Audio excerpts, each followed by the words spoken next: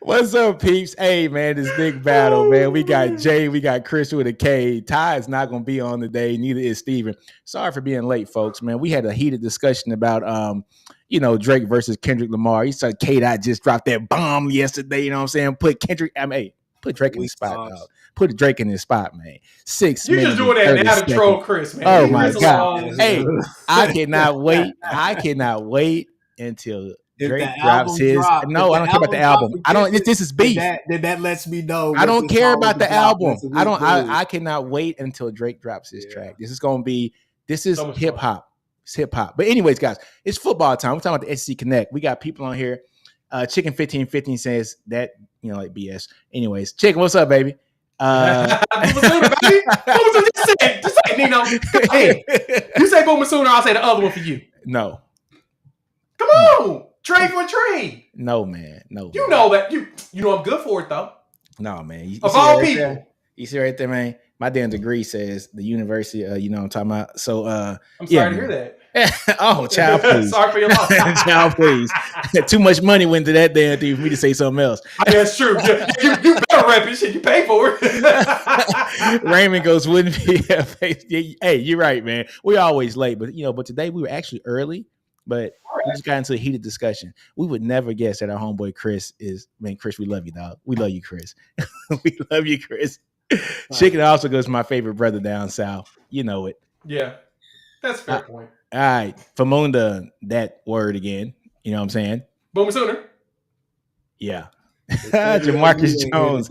What time we going live? Jamarcus, I know we late, man, but look, we in right now. Corey Peacock goes, damn, 3 live Texas shows on right now. This isn't a Texas show. This is the SEC Connect show. We talk everything Texas, Oklahoma, Alabama, Ole Miss, Florida. LSU, if it is Vanderbilt. Yeah, even Vanderbilt, man. Give you a little love, man. Drake Stoops, huh? Hey, Chris, you said Drake Stoops going to get drafted before Jordan Whittington, right? Hey, look, he might. I'm just saying. Hell, you get drafted in the 6th round, it don't matter. Hey, that boy is probably in a bad situation anyways. He'll be back in Austin. Don't worry. He'll be. I bet you Drake Stoops wish he was drafted. Oh no, he in a perfect spot up there with the Rams. Perfect spot. Boy, he'll be there. He's gonna be behind the draft pick. He's gonna be behind the draft pick. He'll be coaching tight ends next year. No, who? Drake Stoops? Nah, he gonna follow his daddy and coach. I don't know what Whittington is catching in the league. I know what Stoops gonna do. He ain't gonna be at there with the dog after the game. But go ahead. What's the first topic, man? What's going on? Hey, man, I'm going through this comment real quick. Hold on, quick. All right, Stephen G. And thank y'all for waiting for Don to commit. Is killing me. I know Don. When is he gonna commit, folks?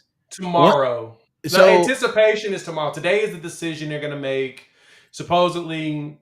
Now, I don't think there's going to actually be an announcement like, live show or anything like that. He's going to probably just drop a graphic sometime tomorrow. Yeah, honestly, it's probably going to be like a top 3. I don't think that. I really think he's going to actually drop. I think he's going to drop the real deal and just be like, who do you think it's going to be, man? Who do you think it's going to be? You don't want to hear this, man. Who, LSU or Texas? Oklahoma. You think it's going to be Oklahoma? Mm-hmm. I don't know. It's going to be interesting. Very interesting. That's the best part about it is, right? Nobody knows. Is that because nobody really knows on the surface, right? I know that his people are talking to a lot of people. I know that his people have talked to at least 3 of the schools. I know they've talked to Texas, Oklahoma, and LSU. They just left LSU, so they don't technically count. You know what I'm saying? But upon leaving, I know they've talked to Oklahoma and Texas, right? Yeah, that's everything that's been reported. There's conversations of meetings happening, before the final decision and all of that. So my anticipation is today he's going to decide. Tomorrow they put it out there where he's going to go and get it over with. But the best part about this has been one of the most dramatic recruitments without drama that I've seen ever. Like they literally told you what they were going to do and they did it. That's true. I love that. Now we're just losing our minds to lose our minds when technically we should just let the man have his process. He wasn't heavily recruited out of high school because he was technically undersized and was really overlooked as a 3-star. Gets to TCU, shows out, starts 30 games roughly. Started as a freshman, started all games last year. And because of that, now you're starting to see, oh, snap. People really want the dude. And now that he gets the opportunity to go through a recruiting process, he took advantage of it. And to be honest, I'm not mad at him for it. Get your flowers. Get your flowers now because you didn't get him as a recruit. So I heard I heard that he went down there to the 40 acres, found a stall, did number 2, and then he kept going to LSU. Didn't even stop for a visit. Said, "Nah, Child, y'all please. boys ain't ready. Y'all ain't ready for talent to be It's here." funny you say But that, but last time how do you we feel had 2 about? defensive linemen drafted in the first 2 rounds this year. Okay, I'm just yes, saying. thank you. It's been 14 years, but I anyways, mean, hey, man, live in the how does past all it you want. feel? How does it feel? Yeah, it's been 14 years since y'all could say that. Live in the past all you want. I'm talking about right now. And the word is going Right around now. here, he's probably gonna be 3 years and out. That boy gut. But anyways, Who? what I was trying to say is, how do gonna you be 3 feel years and about out? that dynamic now? How do you feel about recruiting against Bo Davis? Is there any advantage that he has being at LSU recruiting over you guys or whatnot? No. Being able to say like, No, hey, look, no, I'm no, no, no. responsible for all of that. Bo Because I Davis mean, was he a is. Bo Davis was a hell of a developer of talent. The big knock on Bo Davis was his recruiting. That was the big knock on him. That was Could he y'all close did knock him for that. That was the big knock on him was could he recruit? You know, we all know that he can develop. You know, and you know, like words around was that he hated recruiting, right? And so, you know, he's you know, just from talking to just a few of the guys who came to the 40 because of him, he's a very personable person. But Bo Davis did not like to recruit. Now, Kenny Baker, like I got this comment up here, he is at Dom's home tonight, right? And so, and he's with Sark right now. So it shows you that they are looking at this as a top guy to get in this transfer portal. And so now it's going to be, can they convince him with the last, you know, like visit? Because them coming in this late is basically kind of telling that they're not in the number 1 position, right? And so they're trying to sway. So this is going to be big here for Texas with Kenny Baker, because Kenny Baker is a guy that came from the NFL and he was an assistant D-line coach, right? And so he comes to Texas, but they say he's very energetic. The kids like him. You know, the players love him. So can he reel in his first big target here at Texas? So I'm not worried about recruiting against Bo Davis.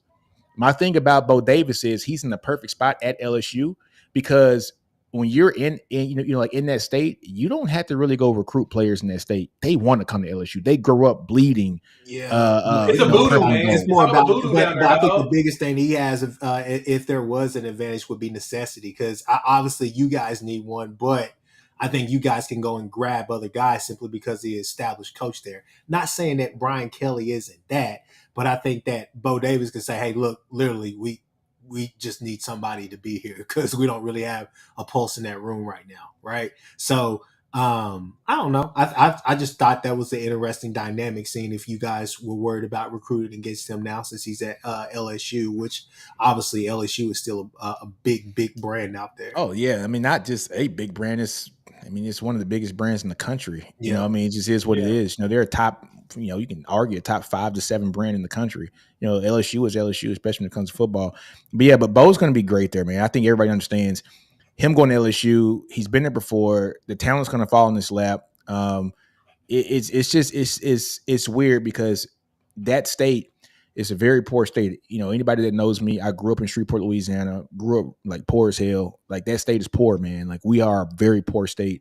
A lot of kids don't have money to go to camps and stuff, man. They can't go to Rivals Camp and 247 and On 3 camps. They just don't, you know, like they don't have money to do it. Trust me, I got 2 cousins that played at a small 2A school. One's at Colorado now, and the other one got offers from like 30 schools. You know what I'm saying? So, you know, they couldn't really afford to go to these camps. So you get talent that are 4 and 5 star guys that never get that 4-star. They're 3-star guys because coaches don't see them. And coaches are lazy now. They don't recruit like they used to and go to a small town and go see a kid ball out, right? They don't do it no more. Yeah, they only see kids that come to camps. But you know that's everywhere, especially when BV and staff got here. I think Jay would agree with me. I mean, when they got here, that was really the first time in probably a long time that you've seen real true evaluations go out to go and look at kids. Really, the only great evaluation I would say, and I don't, maybe I'm wrong. Jay, correct me if I'm wrong, but the only like great evaluation I would say Grinch did while he was here was probably Danny Stutzman going to get a 3-star out of Florida. That you're like, hey, this kid is probably a high 4-star, maybe even a 5-star in other states. You get what I'm saying? So, I mean, at the end of the day, I really think that it really boils down to that. So definitely get what you're saying. I think for Dominique Williams, man, I don't know, man. I think OU really made it hard. I think OU has been really aggressive, which you were hoping, simply because two things. One, last fall, whenever the portal opened, that time, Jay will tell you, it's very stagnant, very slow. Nobody was aggressive, anything. We were all like, what are we doing? Should we be moving? Should we not be moving? But two, I think necessity as well. I think we need to add a piece like that to really bolster that D line like we want. But no, I like OU's odds, but LSU would be a close. I would say they're probably 1B if we're 1A right now. That's just my thoughts. Yeah, I'm still bullish on us with it. I'm a homer, just like just like you, Chris. We're homers in our capacity. But if I look at the true objectives on it, the toughest thing is the Bo Davis piece, right? And the reason I say that is because Bo has a relationship with the handler. No, not development. He has a relationship with the handler. Yeah. And LSU desperately needs defensive linemen right now. Like they're as desperate as you. Actually, I think they're more desperate than what Texas is right now, right? Our problem is we're young on the defensive line. We got one doing this. Well, we got Lole as well, who just transferred in from Louisville. Now he's helping with Dejon Terry, but we're very young on the interior with Jackson and Stone. And all the guys from the 24 class. We need more of an adult to help with their development, right? We all know experience always trumps a lot of stuff on the field, especially those that have been there to see all the stuff that people throw at you.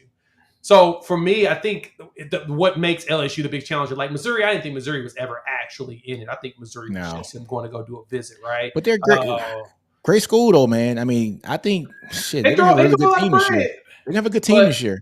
They were solid this year. I'll give them that. I don't really, and Dom is one and done, right? He's one and done. He had 2 years left. He got 2 years. All right. Yeah, he's a sophomore. He's a sophomore. He's classified right now as a sophomore, so he's got 2 years. He came in 22, so which shocked me, to be absolutely honest. Like, dang, I don't know. Yeah, I don't know why I thought he was a little older than that. No, he's a true grade as well. I thought he was a grad, but no, he's a true graded sophomore. So played the 2 years that he's been in, and so because of that, he'll be good. But I don't think Missouri was legitimate. Now LSU, I think it's legit. I think Texas is legit. I think Oklahoma were legit for him. Now the question is where does he really where does he want to play? Because I don't think NIL is going to be the factor in any of this. Truly honest, because I think that's my next question. I think all three teams are going to pony up. They're not playing. You can tell with the way that the pressure feels like it's been in this. Like I said, this has been a dramatic recruiting without any drama from him. Like he's just said, I've done my visits, take a few pictures, show a video to her here or there, and then I keep going, right? The handler has done more, but he's done what he said he was going to do. And it appears that every school, and like you said, Texas is going in for a visit now, so that means it's a last second, hey, we'll up the NIL money, meaning everybody's playing in the NIL game. Yeah. Nobody's out for NIL. It's going to be more than NIL to win his services, right? And that's what it fully appears to me based upon what you say. And also, though, you got to look at, too, some of these kids, the final NIL number is not a problem for them, right? Like, they don't care, right? You know what I'm saying? So let's say, for instance, if one school's offering $500K NIL, another school's offering $350 or $400, right? I mean, it all depends on the kid, right? It's about fit and where they want to be. And, $500,000 in Austin might be equivalent to $350 in Oklahoma or $350 in Baton Rouge, or $400 in Baton Rouge. You know what I'm saying? Yeah. So you're right. It all depends on where the kid feels comfortable too. You know what I'm saying? So it's going to be very interesting, man. My only thing with him is he can come in right away at LSU and play because their defense was hot garbage last year, right? Exactly. The necessity. They need a hot garbage. But this is my thing. Do you want to go to a defense that was hot garbage last year? Or do you want to play at Texas or Oklahoma that had some pretty damn good defenses last year? You know what I'm saying? Especially on the defensive line, right? So both schools kind of offer the opportunity for you to show your talent, but not have to be the guy to go out there and beat it 24/7, right? Be the only dude, right? You be the only guy. Yeah. You know what I'm saying? And so now once you're the only guy, like a la Harold Perkins, right? But I ain't gonna say that because they had Smith last year too, which I think he got drafted a little too high, on Friday. But I don't know, man. Look, the potential for that kid outweighs everything. He's just been, injured and just silly stuff just happened to him. But the Wingo kid was obviously he kind of went low too, but obviously he was undersized. So So it's yeah, it's gonna be interesting. It's gonna be interesting. But look, frightening truth. Great comment here. Bo and LSU is going to be a rough matchup for everyone in the SEC. I totally agree. I don't know because he's going to have to recruit, Chris. He's going to get the LSU. Here's the thing that you're forgetting. When does LSU finally get tired of this Brian Kelly stuff? Because at some point they probably are. No, I mean, think about what Brian Kelly just did. He overstays his welcome. He's a coach that you normally overstays his welcome. I would agree. I don't think LSU will have that problem, and I don't say that. Either. Well, the thing about what happens to coaches at LSU is either you go to the NFL or you do something stupid to where you have to get fired, right? Question is, will Brian Kelly be stupid enough to do what Ed Orgeron or Les Miles did to where you get forced out the door, right? Yeah. I don't think Brian Kelly's willing to go to that level of unethical that Les Miles did. Yeah. And Saban left to go to the NFL. And I don't think Brian Kelly's going to the NFL. That's true. Orgeron was stupid, right? He was just dumb. And I'm just going to say that out loud. He got a divorce. He got a divorce right after winning the national championship. And I saw had girlfriends and stuff. I saw him in Vegas with some young 20-year-olds, right? Yeah. At the same time, the dude had girls at practice calling plays. Yeah, he's doing stupid stuff. And I get all of that, but I don't think Brian Kelly's that stupid though. Unless he wins a thing is that you got a Heisman last year, you lost that coach, you lost your OC. My question is simply this, because let's just be real, they didn't have the season that they wanted to have, and they weren't a team that we all were like, yeah, they're great. Toward the end of the season, they had a bunch of highlights and stuff, but nobody thought that they were going to go up there to Ole Miss and have to win a Big 12 game, Big 12 style game like that. There were certain points in the season where you're just like, okay, well, maybe this, maybe that. And yeah, you see them go out there and put on performances against Mississippi State where you're like, okay, they got a good slap in the face. They're going to, do this and do that. But they started the season funky with Florida State, which I had them beating the hell out of Florida State. But was that a funky start? Florida State? If they have their starting quarterback, they're playing in the playoffs. It looked bad at first. Yeah. But if they have their starting quarterback, they're a top 2 team in the country. I get that, but man, you getting blown out by like 30, and then it was just, bro. They just did not have the season. I'm like, no, we still got to factor that in. They didn't have a great season last year. They had a solid season. Chris, I understand what you're saying, but let's look at these losses, right? Yeah, they lost to Florida State, which we all understand what Florida State was last year. If their quarterback doesn't get hurt, they're playing for a national championship. All right. Is that fair? Is that fair? Yeah. Okay. They lost to Alabama, who played in the playoffs this year. Okay. Yeah. And they lost to Ole Miss in the nail. 55-49. It was a no defensive game, but they had 3 losses this year, man. And 2 of those losses, you can't put your head down. And they had horrible defense and lost to Alabama and Florida State. Mind you, they were large margins. Mm-hmm. We get it. We understand it. But those are like your 2 main losses. The Ole Miss game, so they went 9-3, right? It went 9-3 and then 10-3 with the bowl. Yeah, and that's cool. But that's what I'm saying. When it's let's not even include the bowl game. When it's 9-3, not going to be enough. Well, and I'm not trying to be a hypocrite because there's plenty of coaches out there doing that. But I'm just saying, when is that not going to? Because you and I both know at LSU, that's not going to. Well, hey, 9-3 won't be, but guess what? 10-2 will, because 10-2 will get him in the 12-team playoff. Yeah, true. But he's got to do that. He will. I'm just saying, I think he will. I think he will. Everybody has high hopes on Nussmeier, right? Yeah. Everybody has high hopes on him, right? I think. I don't. I don't think he's going to be any good, to be honest. I'm not going to say he's not going to be any good. It's going to be a hell of a hangover having Daniels as a Heisman. He was everything, right? But look, I think he's going to be a good quarterback in that system. You know what I'm saying? And I don't want to say this without dissing Daniels, right? Daniels was awesome, but once you have a guy that was electric and was the best at what he did at that position at that school for quite some time, right? Well, I think I said quite some time. He had so big guy. What's the guy's name? Burrow, right? Yeah, Joe Burrow, yeah. Yeah, but those 2 are the 2 most memorable quarterbacks that you had in that program for a long time, right? Yeah. Now, the next year, is usually going to be the fall off year. They might surprise some people, man. I don't think their schedule is like just deadly next year. You know what I'm saying? So they got an opportunity to do some damn good things. Let me pull up their schedule right quick. They got USC. They should beat USC next year. And I'm sorry, they should beat USC, right? Then you go to Nicholls State. They should beat South Carolina, right? I'm gonna go with USC on that game now. They should beat UCLA, right? I'm sorry, they should beat UCLA. They should beat South Alabama. You're 5-0. Ole Miss is their first test. Okay.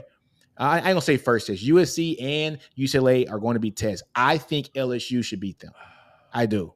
Right. I'm questioning the USC being a challenge because they've got that young quarterback. Was that Moss? Miller Moss. How good is Miller Moss? How good do you think Miller Moss? I get it, but my only thing is we all know Lincoln's offense, especially at the top of the season. He's going to be geared up to play this first game against LSU. Let me ask you guys this question because me and Ty talked about this a little bit. They got an easy schedule, dude. On X.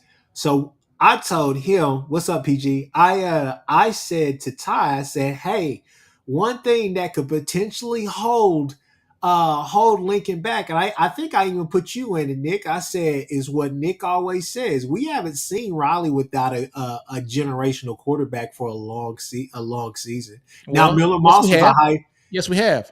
We saw him with Spencer Rattler, and he won the Big 12 championship. Oh my God! Come on, he's not transcendent. I'm sorry. No. Come on, man. Hey, Spencer.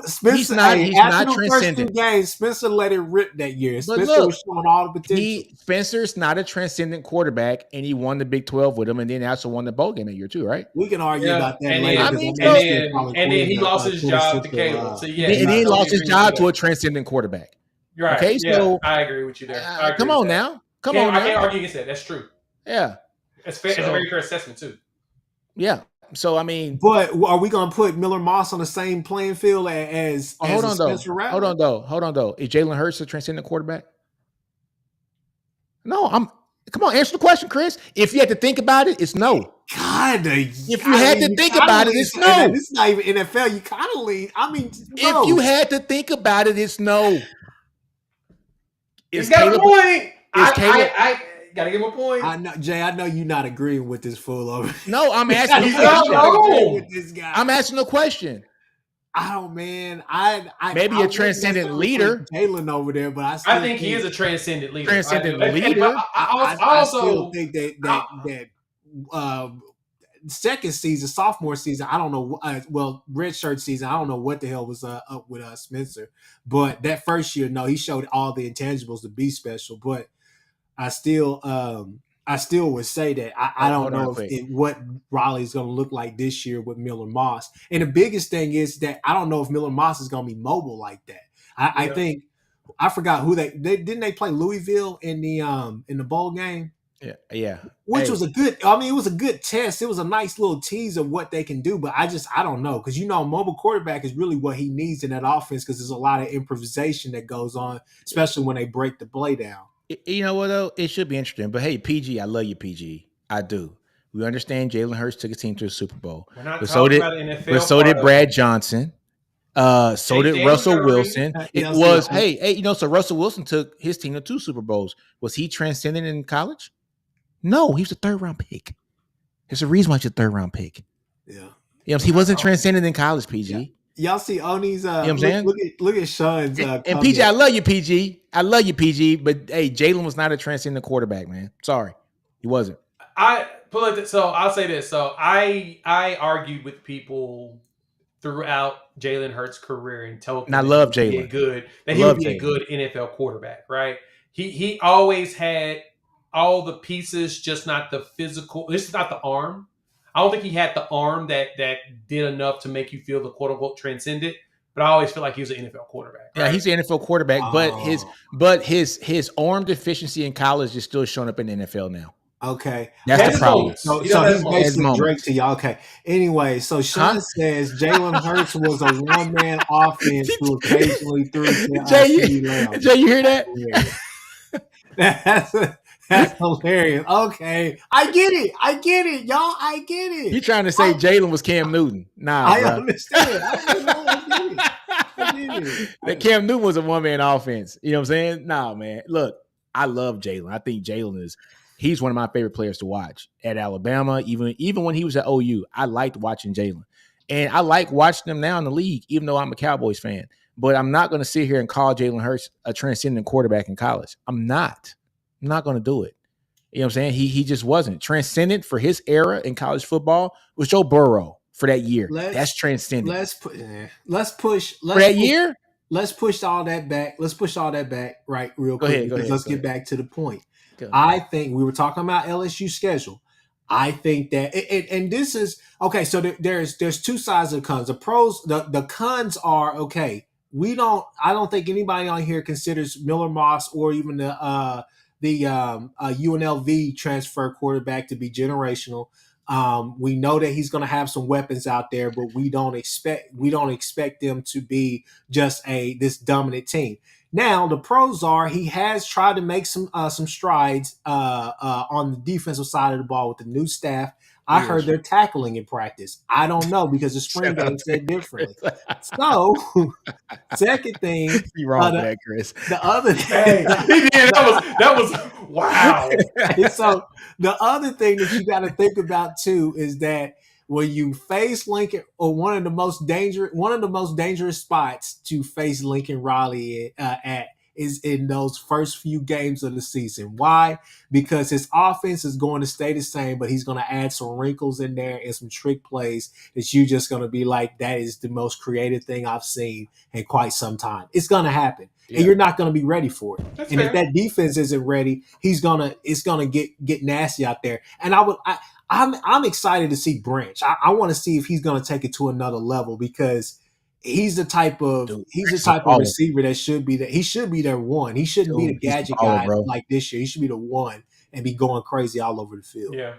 Look, so this is LSU schedule, man. So you got USC first off, and look, I'm going to say LSU's going to beat USC. That's just me. I think they're going to beat them. Right? They're going to beat Nicholls State. We get it. They're going to beat South Carolina, in my opinion. I think South Carolina's, they're going to take a big step back. They're losing a first-round wide receiver. They're losing Spencer. I think they take a big step back, right? UCLA, I think they beat UCLA. I do. And, of course, they beat, South Alabama. Then they got a bye week. Then they go to Ole Miss. This could be very important, this bye week here prior to Ole Miss, because they get Ole Miss at home, too. Right. So you got 2 weeks of basically practice because this is going to be a warm-up game, right? South Alabama's a warm-up game. The Rico. Yeah. And then you play Ole Miss and you got them at home. Right. So can they make this right? Can they make last year's loss right? Oh, and that's probably a night game too, because that weekend, that's OU Texas that weekend, so that's a day game. That's a day game. That's going to be a night game. That's going to be a night game. That's going to be a crazy game, bro. That's going to be a crazy game. Hold on a second. Let me go look at the full schedule for that day because I think that one is a night game. That one's probably, if there's a game to watch, you find the television, you watch that one. So this is what's going to intrigue me about that game though is Ole Miss, man, like they brought so many transfers. Ole Miss has to win this year. Like they've got to win and got to win big this year. So this is going to be on Lane too, because like we said last year, folks, does Lane Kiffin have a signature win? I mean, no, he doesn't. Brian Kelly has one. Oh, okay. Brian Kelly beat Alabama, right? First year, he got a signature win. So I guess the question for this one is going to be for that weekend, as I'm talking crazy games, the only team that truly competes with LSU in this one is going to be Oregon, Ohio State, and Penn State, USC. Oh yeah, for the night game. So yeah, that's your night game competition. Hold on. Oregon and who else? Oregon plays Ohio State in the Autzen Zoo, and then Penn State travels to USC to the Coliseum. Okay, it's going to be LSU. So one of the Cali games could be the night game because of it being a Cali game. But I definitely believe that's going to be Ole Miss LSU. I think and so. Both of them are undefeated too. But so what if Ole Miss wins that game? Okay, so they're 5-1, right? They're going to beat Arkansas. They should. Yeah. Pittman should get fired, and Petrino will be the new head coach. They're going to beat A&M. I just don't think A&M's healthy enough. They got an off week, then they play Alabama. See, look, they're getting their bye weeks are in perfect locations, right before Ole Miss and right before Alabama. I mean, they got great off weeks, right? I typically would agree with you there, but traveling to Gainesville Well, playing at A&M and then having a bye week before Alabama is fantastic. It's fantastic, really and you get Bama at home, you get Ole Miss at home. Those are probably your two toughest games in the schedule. You're gonna get Bama and Ole Miss at home, right? Yeah. And then, damn, Nick. What? Those are two toughest. Add a third one in there. No. Look. I'm going down the list. As of right now, Alabama and Ole Miss are going to be their toughest games. Third toughest game is going to be Oklahoma, and they get Oklahoma at home too as well. Yeah, and that's going to probably be a night game because it's Thanksgiving weekend. Yeah, so because you'll have Thanksgiving games. Are you all playing? It should be tossed around for y'all to play Thanksgiving. Yeah. So y'all in the Egg Bowl will be Thanksgiving. Golly. Oh, that's gonna do. We're getting rivalries back, man. Oh, that's gonna be a day. So look, I think LSU splits one of these games between Alabama and Ole Miss, and I think they get Ole Miss. I think Bama's going to get him because I got a feeling, man. I got a sneaky feeling about Jalen Milroe this year. Milroe's going to go off this year. I'm telling you, bro.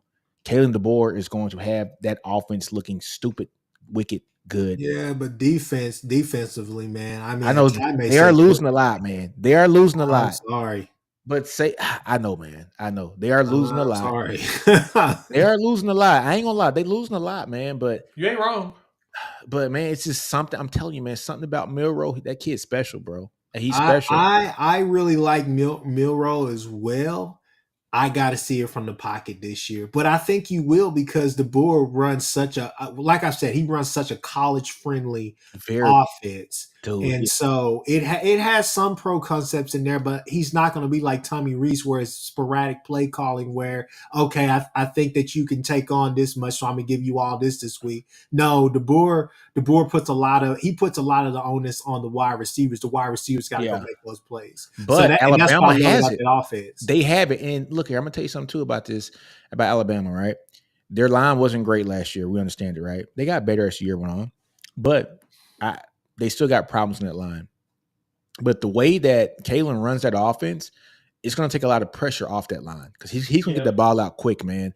And just talking to Ty about this, Ty was saying that during the spring game, the head coach came up to Jalen and was like, dude, I understand you want to be the best quarterback ever, and I get it, and you want to work in your passing, but what are you special at? Running. Do it. You know what I'm saying? Don't be hesitant. If it's there, take it.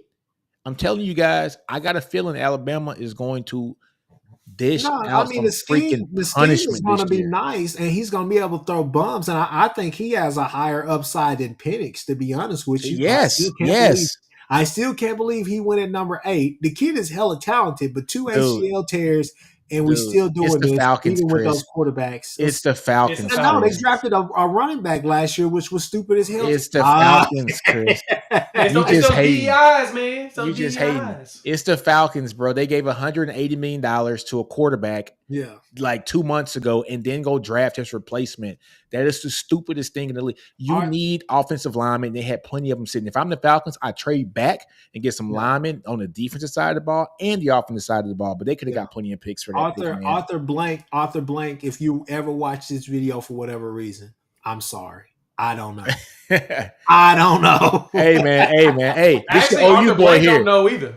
This your OU. Hey, he said, have you seen Bijan run? Yes, man. We seen him run. Chris, what are you smoking, Chris? You know I had to take a shot. What are you smoking, Chris? Bijan is so good. He's one of the. I had to take a shot, bro. Chris smoking that Drake pack. There's only one thing I've ever appreciated that came out of the University of Texas, and it's typically running backs, and that's it. I love Texas. Y'all know what I was doing there. Nick Chris smoking that Drake pack, Jay. Yeah, he really is.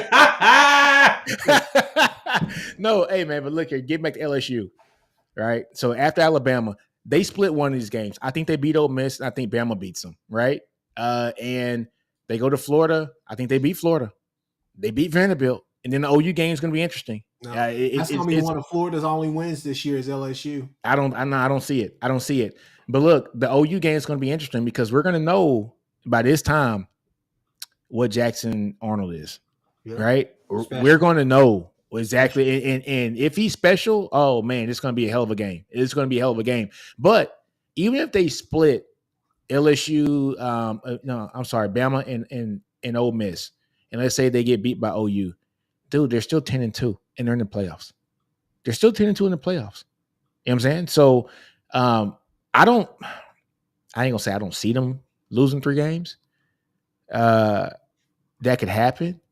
But Brian Kelly, he still has, just like an ace up his sleeve, because he has to rebuild that defense. And you're not going to rebuild the defense from being one of the worst in the country until a top 50 defense in one season. It's just not. That's hard to do, man. It's hard to do. All right. So, we'll see. We'll see. Yeah, we'll see. There's a lot to pack in. There's a lot to do. Yeah, there's a lot to unpack there. So, yeah, you're right. Yeah. No, yeah. Here it is right here. So Brandon Reese says, as an LSU fan, I wouldn't be surprised if that OU game is at night. It should be a good game, though. Yeah, exactly. It's going to be a night. It's going to be a great game. It's going to be a night game. Chicken goes, Nino, if you can't swim, keep your ass out the pool. Milroy, run, young.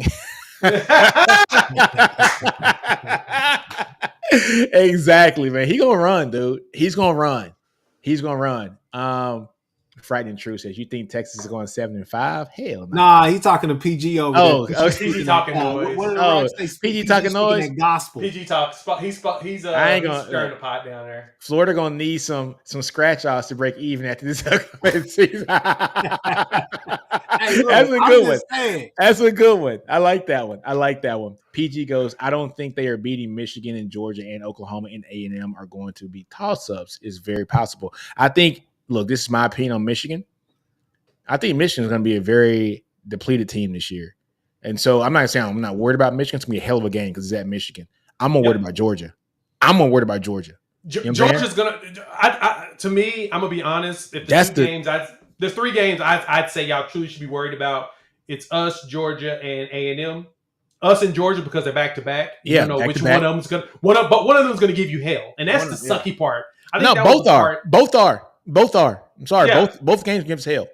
You know and it's because of Oklahoma and Georgia being so close to each other as far as games. It's a rivalry, of course. We hate each other. We're going to make it a game. Yeah. But the fact that Georgia is right behind it, dog, it's one of those. It's going to be a physical game both weeks. And this not even me being biased. Both teams are going to be really good this year. They have a chance. Yeah, it's going to be a hard one. I say for us, it's Bama and LSU back to back like that. Y'all got a tough schedule. That's going to be. Yeah, we do. We have all the best teams in the freaking conference. Placed for us though. That is true. Are perfectly placed for us. That's the only thing that we got going for ourselves. Those bye weeks are on the right spot. The toughest game right now. So those first 3 are going to be wins. They're going to be great tools to go into that Tennessee game. I think we beat Tennessee. That Tennessee game gonna be good. I think we get Nico versus Jackson. Yeah, that's gonna be fun. I can't wait about that. I can't wait. Yeah, I'm gonna be honest with you guys. I think this whole thing about, and this is what I need Tennessee to do, just like I need Missouri to do as well. Tennessee caught lightning in a bottle that second year. Third year didn't go so well. Jay, I'll let you rest. They went 9-3. They went 9-3, and it wasn't because of Milton. They went 9-3. They didn't have the quarterback in place. Bum ass, but I'm not. But that should tell you how good that system and that coach is. Right, exactly. He has a bum quarterback playing, and they still go 9-3. I still feel like you already got the blueprint. You was going against that every day in practice for the last 2 years. You're going to be up for that game. That game is at home. The game that I would be more worried about, simply because we know what game is after that. I know that we're going to have a week off after that. However, the game that I'd be more worried about is at Auburn, to be honest with you, because I think that things are going to be humming down there. That is the K-State of this season to me, if I see any on this schedule, simply because I know that I respect Hugh Freeze. I'm not Ty, okay? Auburn by 40, Ty, if you're watching this. But like I said, I think that Auburn's going to be better. I don't think they're going to be competing for a playoff spot or anything like that. But they're going to be a good team. I've already seen what they're going to do against us. When I watched them against Alabama, when I watched Tennessee against Alabama, I saw the blueprint. They're going to run at us. They're going to run Peyton Thorne a lot. They're not going to put him in a lot of situations where he has to throw. And if he is throwing deep, he's going to be throwing to the Coleman kid, that 5-star wide receiver. Did y'all see him? Have y'all seen him yet? Yeah. That kid has morphed himself into that dude. Excuse my language, but that dude, he looks like a fucking dude out there. He's going to be good. But Yeah, Auburn. I think Auburn is going to be better this year, and I think it's just one of those games that just gives me an eerie feeling because they're going to come out there and play tough. They're not going to be great. Stinks. It's one of those games that stinks. Just smell. It's just one of them really funky games where it's like going to Kansas. You're not really up for the game. You just there. You just there. Yeah. But look here, though, man. Kim Hurst has a comment. He says Brian Kelly's a fresh out of water. He knows nothing about the South. Hey, I'm gonna kind of debunk that a little bit. Brian Kelly has recruited his ass off at LSU his first 2 years there. He's doing well in that. I mean, he's going to be fine. He's going to get the talent there. You know. So I'm looking at his classes now. His first year, he finishes 5th in the country, right? And then his second year, 7th in the country, with a slew of 5 stars in both classes. And especially get him on the offensive line. He's going to build a team. I'm not worried about that. I think he's going to be fine. And he always surrounds himself usually with a pretty decent coaching staff. So Brian Kelly's going to be fine. Once he got that swamp people accent out of his system and he just started being himself, I think it turned out to be a little bit better, for him. So it was just, look, man, I'm from Louisiana. It's different down there, bro. It's just different. And so if you're not from the state, especially like Baton Rouge and New Orleans, it's just a different feel. I'm from Shreveport, and folks from New Orleans kind of make us feel like outsiders sometimes. Folks from Baton Rouge kind of make us feel like outsiders sometimes. So I can just imagine a dude that's not even from the area, right? And so once he got adjusted and just realized this is a job, right? And it's time to coach and it's time to recruit, he's going to be fine, man. He's going to be fine. He's brought in the talent. He has great classes. And if he has this year, I think right now he has a top class in the SEC right now, right? So he'll be fine. He also brought in the right guys around him to be able to recruit in the area. He recognized where his deficiencies were, which I can give him props for that. The Bo Davis hire was huge. It's huge, man. It was huge. Dude, I'm telling you, because of the relationship. And like you said, Bo hates recruiting, but the relationships there is huge for him. And not just that him hating recruiting. I'm telling you, he doesn't have to recruit there because those kids want to go to LSU. Yeah, it's voodoo, man. He doesn't have to recruit. The biggest thing is you go out there and hire and get a respectable hire like Bo Davis. You don't have to worry about him in different hotel rooms. I'll tell you that. So, if you know, you know. You don't have to worry about him in the room. Get out of here, man. Get out of here.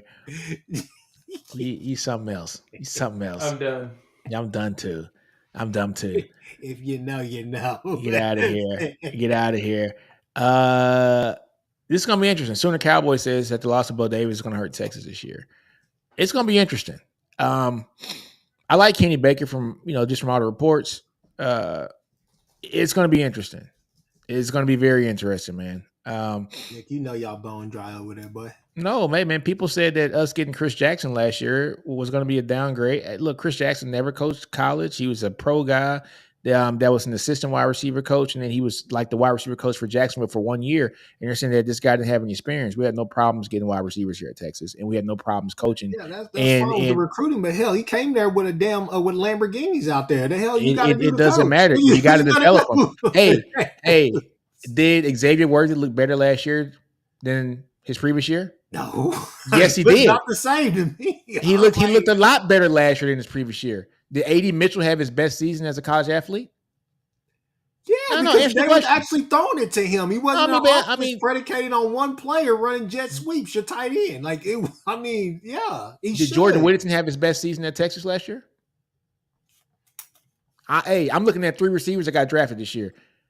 I'm just asking because a lot of people said that X wasn't going to be a first-round draft pick, right? Well, I mean, bro, come on. He had his best season this year. Chris, he had his best season. He had his best season underneath his first-year head coach. And his first-year head coach recruited at a hell of a job this year, too. Getting a guy like Ryan Wingo. I'm just being honest, man. Like, he's recruited well. He's recruited well, and he has helped develop talent. That's one thing that I want to talk about, too, with Kalen DeBoer that people are getting on is saying that him at Alabama, well, he's never done it with his own talent. That's like the stupidest comment you can make. So, yeah, he's taking other people's kids that have gotten that coaching staff fired and gotten these people to produce. That is hard. That is not an easy feat to take a group of kids that got a coaching staff fired because they didn't produce and to make those kids play great. Sorry, guys. That's hard to do. So Prime. Huh? I'm just being honest. Hey, can we talk about that to end this at some point? What's that? Colorado, the whole Colorado thing, because I think I got something to say about that. Hey man, hold on, man. It's Let me get out this. Hold on, okay, man. I gotta talk about this one, man. You know, look, man, I'm close with the Colorado thing, man. Go ahead, Chris. Go ahead and split the beans, man. Go ahead, dog. All right, let me go ahead. Look, okay. We pick and choose our fights. We do all this stuff and we say we believe. And I know I'll probably take some flack for this. Somebody gonna run this at some point. I don't get it. I'm confused on what we doing out here because everything. And I'm just saying that. Look, I love Prime, and I love what he's done and what he's meant for college football. What he did at Jackson State, coming to Colorado, reviving that program, everything that he's done.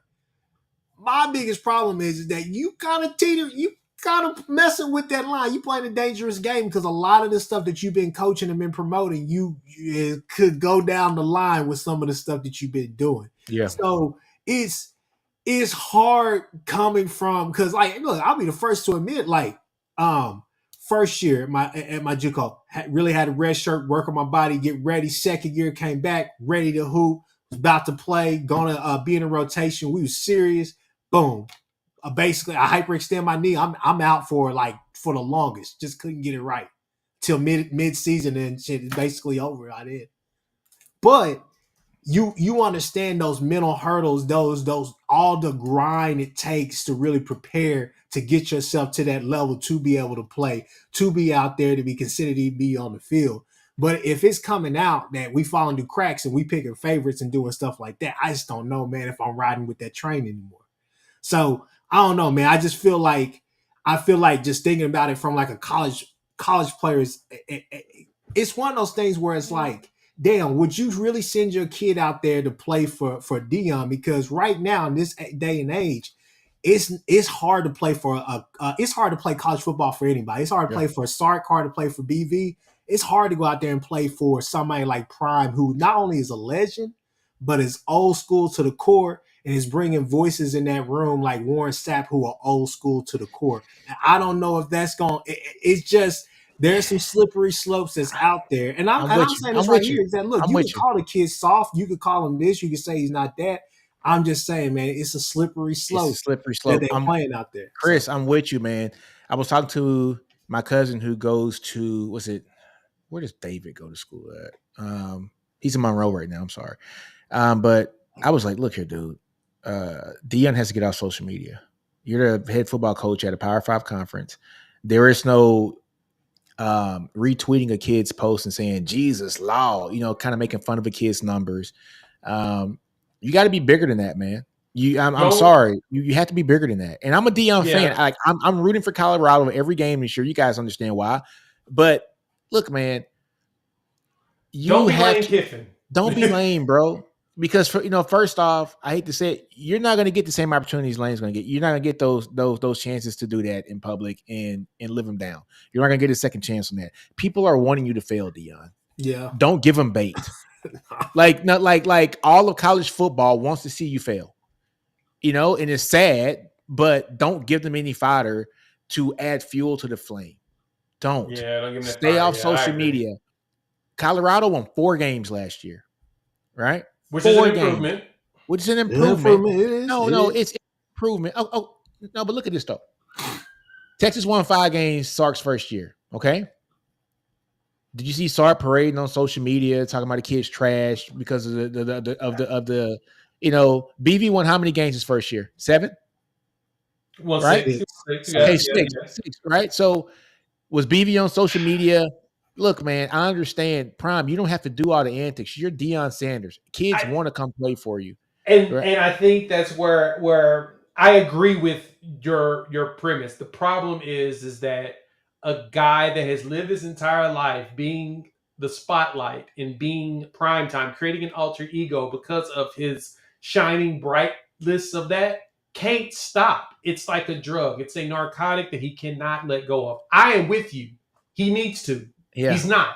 He needs to do better. He needs to be more tactful with it. Because I want to see him succeed. Kids, right? I want to see him succeed, but I don't want it to be to where everybody and their mother is against that team, because look here, man, it's not the kid's fault. It's not the kids this or or what it is. It's they're going to have to back their coach up, right? And you don't want the coach writing checks that you got to cash in a game. You know what I'm saying? Yeah. Especially bad checks. It's just the fact that, not this kid went viral and stuff, but just a week or so ago, McClain was saying the same stuff. And a lot of people are after that kid. My biggest thing is that will Prime be successful this year? I believe so. I think so he's too. Going to. I think the Big 12 is going to. The Big 12 itself has always cannibalized itself. So that's one thing. But at the same time, I think that the Pac-12, even on its way out, it went out on a high note because it was a really good league last year. I think we all have acknowledged that at some point that, hey, the Pac-12, they play some damn good football out there. They had a lot of good teams. Okay. Yeah. But exactly. And now, some of those teams are coming into the Big 12, but there's a lot of stories that are changing. Obviously, Jedd Fisher is not there at Arizona anymore. We don't know what Baylor is going to be. We think Texas Tech could be the one. I've been on record as saying, I know people going to hate me for this, but I think O State should just run the Big 12 now. But then again, Utah is coming back and they ready. Don't sleep on Utah. But I think that Colorado has a chance with all the additions that they've gotten. But I think that it's not going to be hard to move past this. But this is definitely something that if you lose, it's everything's on the you. volume gets turned up. Dude, so it's loud turned on up. He's got to make a bowl game this year. Deion is 6 games, it's enough, but he's got to go to a bowl game. Deion is betting. He is betting so hard on himself right now and his kids. He's betting hard on them right now, and I respect it, but I just think it can be done a little bit more tactfully. Yeah. Yes, that's how I always felt the entire time. That's all he has to do because look, I got what Shedeur was doing. Shedeur was defending his dad in their name. Like that's what they do. But not mad at it. Please understand, it don't matter who you are as a coach, no matter what you are as a coach. Every coach out there, if they're doing their job, is having the same difficult conversation with a kid every off season. But don't people gotta understand these you get a scholarship, that don't mean you back there next year. People clean house like crazy. They come in there and get rid of everybody and go to JUCO route for a year. Then they re-up with another recruiting class, and then you sitting there at home still trying to transfer somewhere. Exactly.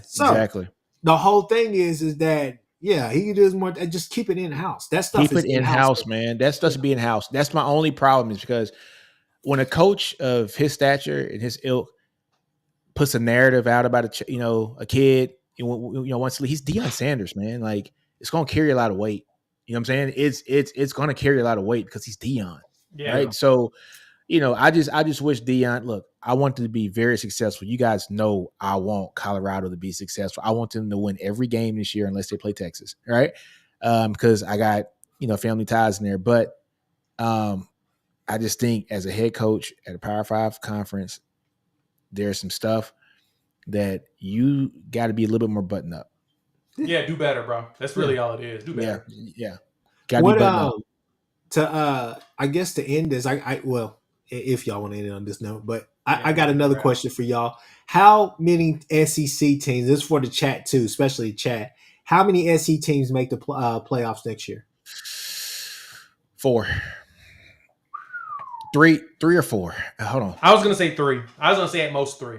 Because I think there's going to be 3 teams with at least 10 wins. Okay, so I'm going to say 3 teams from the Big. I'm going to say 3 teams from the SEC then. That's 6, right? It's 12 teams total, right? Just 12. Yeah. I'm going to say Pac-12, they have 2 teams. I'm going to say 1 team from the from ACC. Yeah. I say 2 ACC and 2 from the Big. 12. Nah. So 2 from the Big 10? 12. 3. Three. Yeah. I say 3 Big 10, 3 SEC. That's 6. 2 ACC, 2 Big 12. 8. That's 8, and that's 2 from the Big 12 was 10. Yep. You got 2 more. You got 2 more spots. You're going to have a G5. The G5 gets 1. Who is the 3rd team in the Big 10, bro? Ohio State and Michigan, and that's it. Oregon, probably. Yeah, come on, big dog. You got Oregon, you got Washington. Yeah. I don't think Washington goes. No, ain't gonna be Washington. It's gonna be Oregon. Probably. It's gonna be Oregon. Yeah, I think Oregon makes it because Nan Lanning is doing masterful work. Dude, the SEC could put 4 teams in. I'm telling you, the SEC could put 4 teams in with the way that the committee picks. Some 9-3 team could go over you. I'm telling you, especially Well, shit. Hey, let me look at the and then you put 2 at large in there, right? But hell, by logic, at large, I'm saying at large, but I mean a G5. G5 could get at least one. Notre Dame's going to get in. I think Notre Dame makes it. Can they not lose 3 games this year? That's the thing. I think they can this year. It's going to be weird, but I think Notre Dame gets one of them, and then G5 gets it. That's your 12. All right, so here. Okay, so look here. This is going to be week 16. Let's look at week 15 rankings per the AP. All right, so look here. Top 12 teams last year. Number 12, Oklahoma. Number 11, Ole Miss. Number 10, Penn State. Number 9, Missouri. Missouri does not have a tough schedule this year, folks. Number 8, Oregon. Cakewalk. They're going to lose all of them. Number 7, Ohio State. Number 6, Georgia. Number 5, Alabama. Number 4, Florida State. 3, Texas. 2, Washington. 1, Michigan. Looking at last year, if they stopped at 12, right? You're looking at, without Texas and OU in the picture, they put 3 teams in.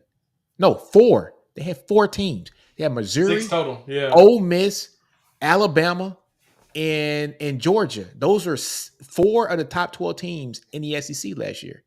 No, I agree with you. That were in the top 12. So I'm telling you, I can see the SEC getting 4 teams in this year.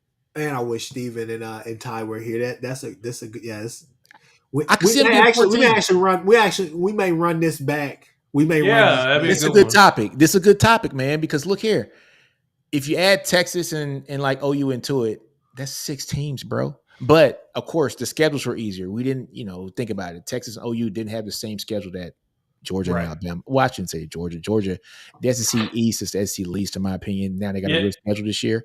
So it's going to be interesting. But no, ACC had Florida State. That was it. I'm telling you, man, ACC is going to probably get Clemson in this year. That's about it. So what's Notre Dame's schedule? But look at the big, you know what I'm saying? Like the Big Ten. Last year, Michigan, Ohio State, and Penn State. Right? Dude, Notre Dame plays. They play A&M, which is probably a neutral site game. Yeah. They have Louisville, Florida State, and USC. That's only legitimate competition next season. They're not losing 3 games next year. They will go 10-2. That's another topic, because I know we only going for an hour, but that's another topic. Nick, write that down whenever we all reconvene. Hold on. Are we buying Texas A&M stock or not? Because they've made some really good moves in the portal, and they've done some really good things around there. I'm sorry. Elko came and cleaned house, and I think he got things in order. Order. I can't buy stock the first year, because cleaning house the first year is tough. It's tough to get up that first year after that, maybe the year after that. And their offensive line still sucks. I'm sorry. The offensive line is not that good. It was like Connor Wegman's going to be running for his life, and he's already hurt. You know what I'm saying? So that's my only thing with them. They got the talent. Their line just isn't good enough this year. They weren't good last year. I don't think they're going to be good this year. And he did. He cleaned house. People talk about Colorado and their transfer guys. They had 27 guys in the transfer portal this year. A&M had 26, right? So it's going to be hard, man, to replace that kind of talent, want these guys to jail, right? Because we're giving them 4 months to jail. These guys have never played in a real game next to each other, right? So it's the same complaint I have about Ole Miss, right? It's the same thing I have about Ole Miss. You brought in a lot of guys, but is this going to be a bunch of talent thrown together, or is this going to be a cohesive team, right? So good question. I'm not going to buy their stock yet. The next year, I think that's when they take off. 2025 season. That's just my opinion. But A&M stock, I write it down for next week. A&M stock, and we're going to talk about playoff picture, right? Yeah. Playoff picture. It's going to be interesting, man. The playoff picture. I'm with you, Jay. I think Penn State can get it. I think Ohio State. I think Michigan, and I think don't know. I gotta look at their schedules. I gotta dig in the because schedules, but yeah, it's gonna be interesting. Here, Notre Dame's going. I hate to say it, they're going. Here's my parting shot with the Penn State, and yeah, with Penn State, that's a great place to kind of leave off. With Penn State, I don't know if they even if they go 9-3, I don't know if the committee awards them. I mean, I don't know if the committee puts them in the playoffs simply because, like I said, Nick, numbers lie. I mean, women lie, men lie, numbers don't lie. And I know you're a numbers guy. Numbers can be altered. But when it comes to women lie, and numbers can be altered. But when it comes to the eye test, they don't pass it. You look, even at 9-3. When have you looked at them and said, "Oh yeah, I if they were in the playoffs, they would do something"? And I think that's something that's about to. I think what happened last year with you guys in Florida State, I think that's going to be an ongoing thing from now on, especially now. I think the media has kind of catered towards that, and I think it's going to be a real thing. I think that you're going to have to, if you're going to be a 9-3 team, you're going to have to be convincing. And I don't know if them basically limping through the season at 9-3. I don't think they lose. I don't think they lose 3 games. They play and Ohio that's State. What I'm scared they don't play Michigan. Oregon, because what I'm saying is that if they lose Ohio State, Michigan, they don't play Oregon. They don't play Oregon next year either. Penn State's schedule is very friendly. Well, I'm just saying, for example, hypothetically, if they lose Ohio State and Michigan, and then let's say they lost to like a Texas A&M early in the season in non-con, but let's say that those are 3 really quality losses, and they only lost by like 3 points one game, 7 points here, and then they lost by 6 points the other game. Well, that's great, but the problem is, what if they go in there and against Maryland, they're beating Maryland, Indiana, they're beating those teams only by 3 points and a touchdown. That whole TCU thing is not going to work unless you're going undefeated. No, but it will work to get you as one of the top 12 teams, right? I mean, look at Penn State's schedule, bro. West Virginia, dub. Bowling Green, dub. Kent State, dub. Illinois, dub. UCLA, dub. USC, that's going to be interesting because it's at look, interesting. Off week. Wisconsin. Is Wisconsin tough this year? They just lost their best wide receiver. They just lost their best running back this year. Are they going to be something special? I don't think so. Dub. You know what I'm saying? Ohio State. That's going to be interesting. Is Ohio State going to be who we think they are? Right? Is Will Howard going to be the guy? You know what I'm saying? Mm-hmm. So that's going to be interesting. They play Washington. Washington's not the same team from last year. Sorry, they're not. Purdue. They're going to beat Purdue. They're going to beat Minnesota. And they're going to beat Maryland. Bro, Penn State might go 11-1 next year. They got it. I mean, dude, look at the schedule.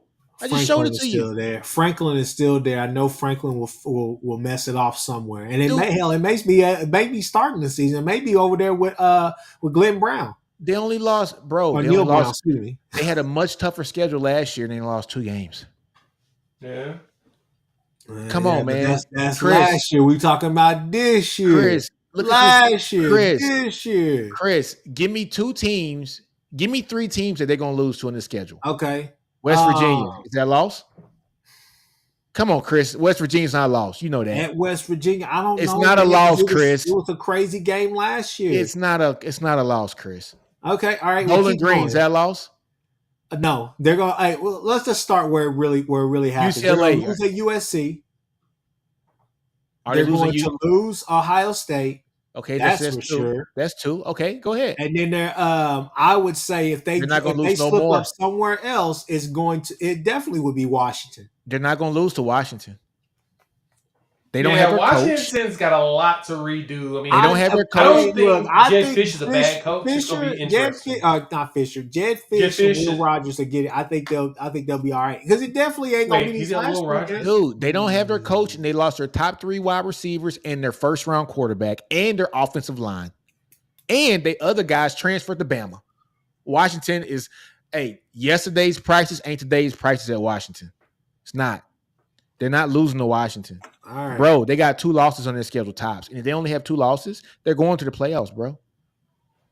They're going to go to the playoffs. I'll remember this, Nick. Trust me, I'll remember this. Ask Jay. Hold on real quick. Let's look at Penn State. I want to see Penn State schedule from last year. My bad. I just want to see what the scores were last year. And then after that, we can get up out of here. All right, PG. I'll take that bet, PG. I'm going to eat my steak right in front of you. What do you say? Ranch on the steak? What do you say? Yeah, Chris, I will put a ranch. Oh, a ranch steak. I thought he said he gonna put some ranch on the steak. Come on, PG. Don't do me like that. Don't do that, PG. All right, let's look at 2023. All right, so 2023 season. Let's look at how Penn State did. 2023. Okay, so they beat West Virginia 38-15. That's not close. They beat Delaware. They beat Illinois. They beat Iowa. They beat Northwestern. They beat UMass. They lost to Ohio State 20-12. Man, that's not a beatdown. That's a rock'em sock'em game, bro. Yeah, Kyle McCord was the quarterback, and I blew that one. That was it. But guess what? Will Howard's their quarterback this year. Will Howard's their quarterback this year. Is it any better? Huh? Will Howard is their quarterback this year, right? I don't know what Will Howard we gonna get. Is it gonna be the one that was setting people on fire? Is it gonna be the one that's always been there? Average and bum. He's pedestrian. Like I said, I don't know. Like I said, that's going to be a close game. They beat Indiana. They beat Maryland. I mean, Maryland, come on, 51-15. They beat, Michigan beat them 24-15. Remember, that was a very close game. That was a close game. Then they beat Rutgers and they beat Michigan State. Bruh, I'm telling you, bro, they're going to only lose 2 games this year, tops. They might only lose 1 game this year to Ohio State. They might only lose 1. Serious. The Big is not that tough of a conference, man. They're top heavy. They got 3 teams over there. Well, now they got Oregon. They got 4 teams over there now that can really compete right now. I don't think USC is going to compete next year. I just don't think I have to see it to believe it. Right? Bro, I think USC or UCLA competes next season. And they don't play Oregon next year, and they don't play Michigan. You believe a lot in Franklin. And I didn't say I believe a lot, dude. Franklin and Lane Kiffin, we said this plenty of times. They're the same coach, right? But at least Franklin has some signature wins. You say he has a signature win, right? You know what I'm saying? And he's not playing he went 10-2 last year. He lost to the big dogs. That's it. He beat everybody he's supposed to beat. 10-2. And he doesn't play Oregon next year. He doesn't play Michigan next year. His toughest challenge ain't nobody but damn Ohio State. What you having there, bro? What Sean put up there? Look at what Audie could have. Huh? What did he put up there? Bowling Green gonna have a whiteout game just to be. I'm just saying, man. Y'all crazy. Let me get this off my screen. I think Will Howard will be a threat. All right, we out. All right, man. Doses. We'll holler at y'all later, man. Hey, get out the screen. Put them horns up. There you go.